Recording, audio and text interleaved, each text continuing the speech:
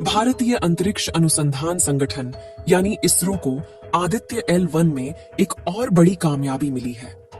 सूर्ययान का इंजन हुआ चालू और आदित्य सूर्ययान ने कर दिखाया एक और कमाल। आदित्य सूर्ययान लगातार सामने आई मुसीबतों का सामना करते हुए वह पृथ्वी की कक्षा में तेजी से आगे बढ़ रहा है। इसरो के वैज्ञानिक लगातार 24 घंटे सूर्ययान पर नजर गड़ाए हुए हैं ताकि उसकी कक्षा को समय अनुसार बदला जा सके। नहीं तो एक छोटी गलती की वजह से ही सूर्ययान को बहुत बड़ा खतरा हो सकता है। आदित्य सूरज के पास पहुंचने से पहले ही एक और कारनामा कर दिखाया है, जिसके बारे में इस वीडियो में हम आपको बताने वाले हैं। और साथ ही इस समय आदित्य सूर्ययान कहां पर पहुंचा है, इसके बारे में भी हम आपको जानकारियां देने वाले हैं, इसलिए वीडियो के अंत तक अवश्य बने रहें। आदित्य L1 को सक्सेसफुल बनाने की कवायद शुरू कर दी, जिसमें एक के बाद एक पड़ाव पूरे हो रहे हैं। जिस तरह इसरो की ओर से चंद्रयान 3 से जुड़ी हर अपडेट शेयर की जा रही थी, उसी तरह आदित्य L1 से जुड़ी जानकारी भी इसरो शेयर कर रहा है। 2 सितंबर को श्रीहरिकोटा के सतीश धवन अंतरिक्ष केंद्र से PSLV-C57 रॉकेट के जरिए आदित्य सूर्ययान की सफल लॉन्चिंग की गई जानकारी दी गई और बताया गया कि आदित्य सूर्ययान सूर्य की ओर और पृथ्वी से L1 पॉइंट यानी सूरज 5 मिलियन किलोमीटर की दूरी पर रहेगा, जो कि पृथ्वी और सूरज के बीच दूरी का 1% हिस्सा है। आपको यह मालूम होगा कि सूर्य गैस का बहुत विशाल का गोला है। ऐसे में आदित्य L1 सूरज के आसपास मौजूद वातावरण की स्टडी करेगा। हालांकि यह भी बताया गया कि आदित्य सूर्ययान सूरज पर लैंडिंग नहीं करेगा और न ही उसके बहुत करीब जाएगा, क्योंकि आपको ही पता है कि सूरज बहुत ज्यादा गर्म है और ऐसे में यदि आदित्य L1 सूरज की बहुत करीब जाता है तो उसके पास पहुंचने से पहले ही जलकर राख हो जाएगा। इसीलिए वैज्ञानिकों ने इस पृथ्वी से 2.5 मिलियन किलोमीटर दूर L1 पॉइंट का चुनाव किया है, जहां आदित्य सूर्ययान को सफलतापूर्वक स्थापित किया जाएगा और उसके बाद यह सूरज की स्टडी करेगा। लॉन्चिंग के बाद आदित्य L1 ने पावर जनरेट करना शुरू कर दिया था और सोलर पैनल्स को भी ऑन कर दिया गया था, जिसके बाद इस मिशन में और रेस को बढ़ाने के लिए पहली अर्थबाउंड फायरिंग 3 सितंबर के लिए निर्धारित की गई थी। 3 तारीख को यह प्रक्रिया भी सफल हुई। 5 सितंबर को EVM हाउस टिकटों की प्रक्रिया भी सक्सेसफुल रही।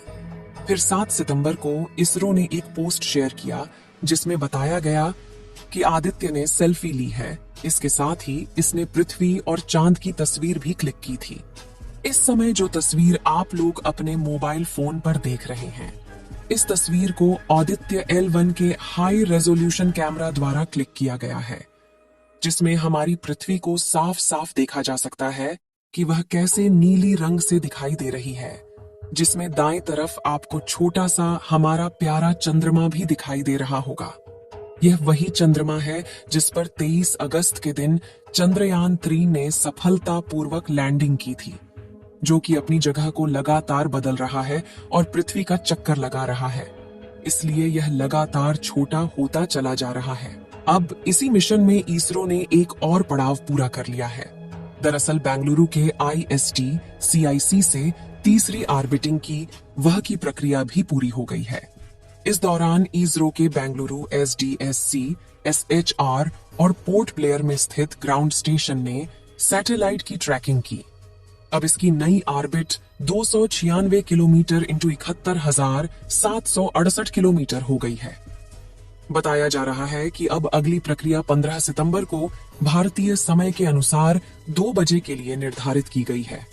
आदित्य L1 को पृथ्वी और सूरज के बीच मौजूद L1 पॉइंट पर पहुंचना है। माना जा रहा है कि लॉन्चिंग के लगभग 127 दिन बाद ही L1 पॉइंट पर पहुंच पाएगा। कहा जा रहा है कि इस बिंदु से ग्रहण के बिना किसी रुकावट के सूरज को लगातार ऑब्जर्व किया जा सकता है। यानी आदित्य सूर्ययान निर्धारित बिंदु पर पहुंचकर हर समय सोलर स्टडी के लिए जरूरी डेटा जुटा पाएगा। इसमें कुल 7 पेलोड लगे हैं जो अलग अलग डेटा जुटाएगा। जानकारी के लिए बता दें कि मिशन आदित्य L1 की परियोजना निदेशक इसरो की महिला वैज्ञानिक निगार शासी है। जैसा कि हमने बताया, इसरो के सोलर मिशन आदित्य ने पृथ्वी की कक्षा का तीसरा चक्कर पूरा कर लिया है मनुआरिंग के बाद अबाधित ऑर्बिट 296 इंटू 71,747 किलोमीटर की अंडाकार कक्षा में चक्कर काट रहा है। यानी इसरो का सोलर यान पृथ्वी से सबसे निकटतम 296 किलोमीटर और सबसे अधिकतम 71,768 किलोमीटर की दूरी पर है। इसरो के मुताबिक आज 2 बजे उपग्रह आदित्य को चौथी कक्षा में भेजा जाएगा। इसके बाद आदित्य L1 को एक और बार कक्षा बदलना पड़ेगा। इसके बाद आदित्य L1 लैग्रेंजियन 1 कक्षा में चला जाएगा।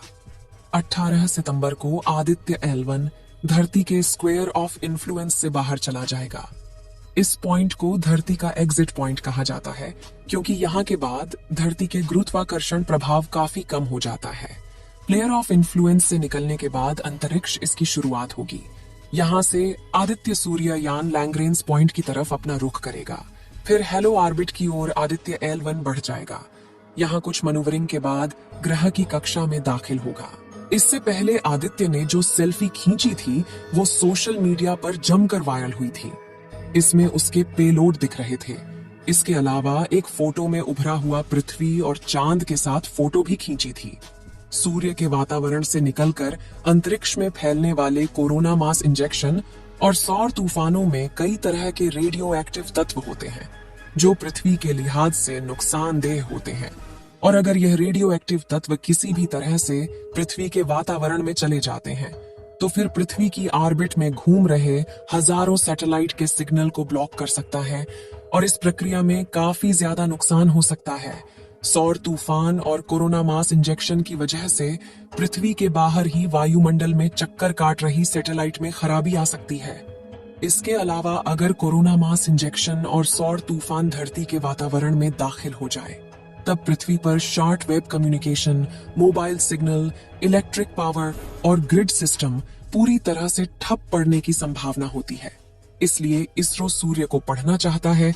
इसकी मदद से पृथ्वी को सूर्य के प्रकोप में मदद मिलेगी और सूर्य से आने वाले सौर तूफान, कोरोना मास इंजेक्शन की जानकारी भी समय रहते मिल सकेगी ताकि कोई एहतियाती कदम उठाया जा सके। आप सभी लोगों की दुआओं से ही चंद्रयान 3 में चांद की सतह पर सफलतापूर्वक लैंडिंग की थी। इसीलिए जिस जगह पर चंद्रयान 3 ने लैंडिंग की थी उस जगह का नाम शिव शक्ति पॉइंट रखा गया है। चंद्रयान 3 की तरह ही आदित्य L1 मिशन के भी सफल होने की दुआएं आप सभी लोग कमेंट बॉक्स में करते रहें। इस वीडियो को यहीं पर खत्म करते हैं। इस वीडियो को एक लाइक जरूर करें और अपने मित्रों तक इस वीडियो को शेयर करें ताकि उन्हें भी जानकारी मिल सके। और अपने भरोसेमंद चैनल को सब्सक्राइब जरूर करें और बेल आइकन को ऑल पर सिलेक्ट करना बिल्कुल ना भूलें। मिलते हैं किसी और नॉलेजेबल वीडियो के साथ।